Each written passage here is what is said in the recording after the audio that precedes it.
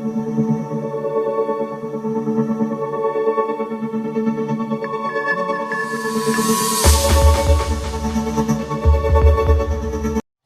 everyone! Today we'll be taking a deep dive into a fascinating and unique policing system of the Kingdom of Morocco. We'll explore its structure, its strength and weaknesses, see it in action, a real-world strategy, and finally compare it with our own Philippine National Police model. So let's get started. First, let's understand the background. Morocco is a unitary parliamentary constitutional monarchy in North Africa, with King Mohammed VI as the head of the state. This monarchical system is crucial because the king is the supreme commander of armed forces and holds ultimate authority over all security institutions.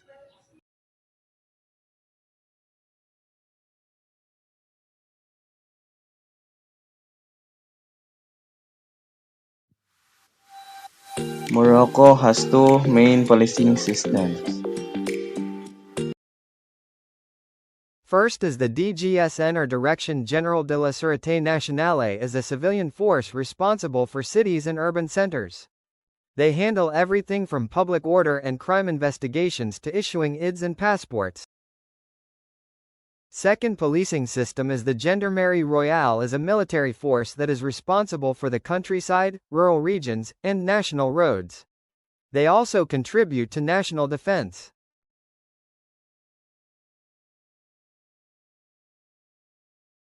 Now, let's break down the system through a SWOT analysis, looking at its strengths, weaknesses, opportunities, and threats.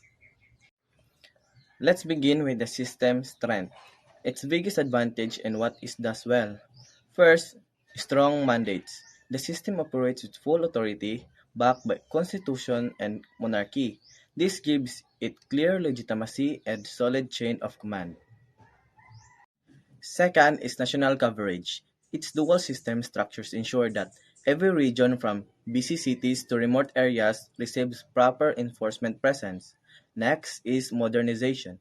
Through the DGSN 2030 strategy, the system is actively modernizing, embracing technology, improving training, and strengthening the community policing. And lastly, the specialization is highly trained units, especially in counterterrorism and cybercrime, allow the system to respond effectively to complex and high-risk situations. But even with these trends, the system also faces internal weaknesses that affects its overall performance, like corruption. Reports of bribery and abuse of power undermine public trust and weaken the institution's credibility. Second is oversight, meaning the lack of fully independent civilian-led oversight body makes transparency and accountability more difficult to maintain. And lastly, resource gap, whereas the urban units often receive better equipment and training than rural ones, creating disparities that impacts efficiency. Despite these weaknesses, there are significant opportunities that Morocco can build on to strengthen the system even further. First, the deepen proximity policing. To enhancing this, community-based approach can build stronger relationship with citizens, improving trust and cooperation, and leverage technology like AI and data analysis. So using advanced tools like AI and data analytic can improve crime prediction, speed up response times, and support smarter decision making. Finally, system must also be aware of external threats that challenge its stability and security. We have here transnational crime because, as we know, Morocco's geographical location makes it vulnerable to international trafficking, smuggling, and other cross-border crime. Then also, terrorism spillover. The instability in neighboring region raises the risk of extremist movement entering the country, creating ongoing security concerns. And lastly, social unrest. The country's high youth employment and other social pressures may lead to frustration and unrest, which can intensify tension within communities. Now, to understand how this model works in real life, let's look at powerful example, the DGSN 2030 strategy. This isn't just a policy written on paper, it's an active and ongoing transformation of Morocco policing. It represents a major cultural shift from traditional state security priorities towards a more citizen-centered approach.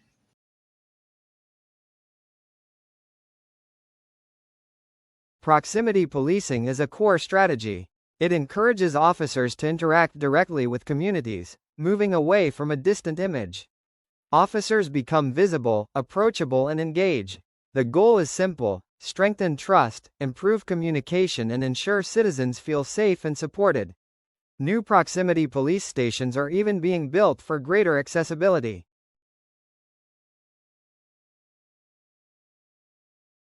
Next, the strategy shift toward modern technology through digital transformation. The DGSNHHAS embraced digital transformation, launching e-policing platforms.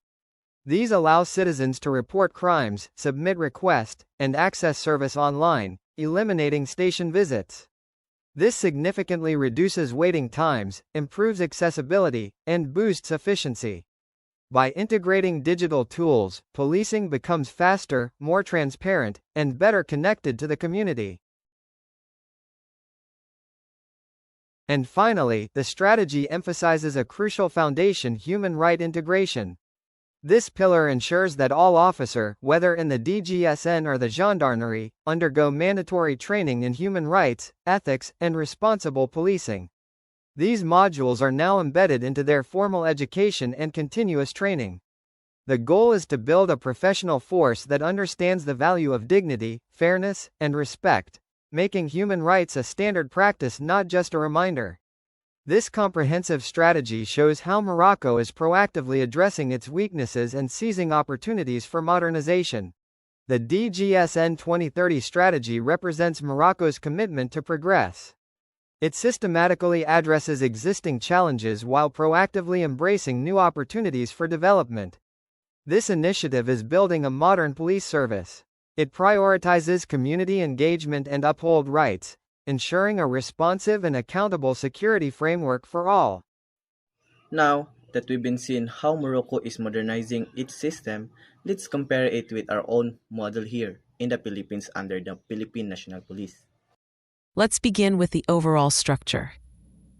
Morocco operates under a dual policing system. The DGSN, a civilian force, manages security in major cities, while the Gendarmerie, a military force, handles rural and peripheral areas.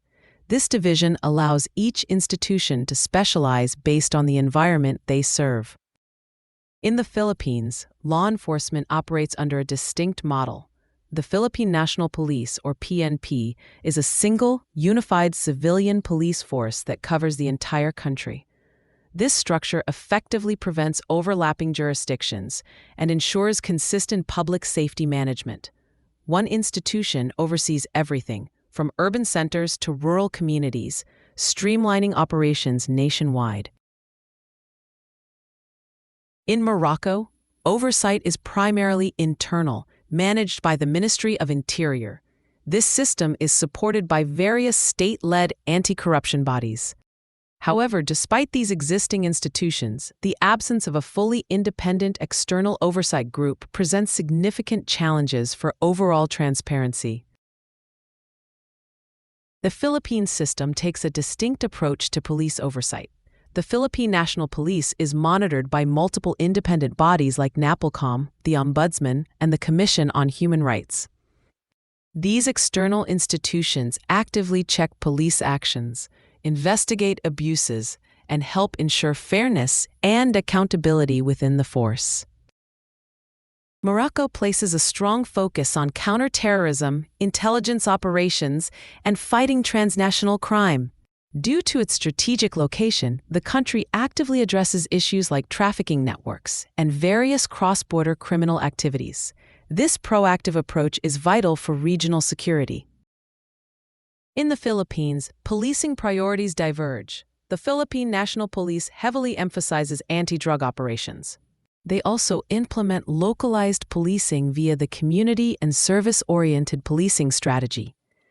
This approach fosters collaboration between police officers and barangay-level communities, aiming for stronger local partnerships. A key best practice from the PNP is its deep community policing integration at the barangay level. which is something Morocco is still trying to build through its proximity policing model.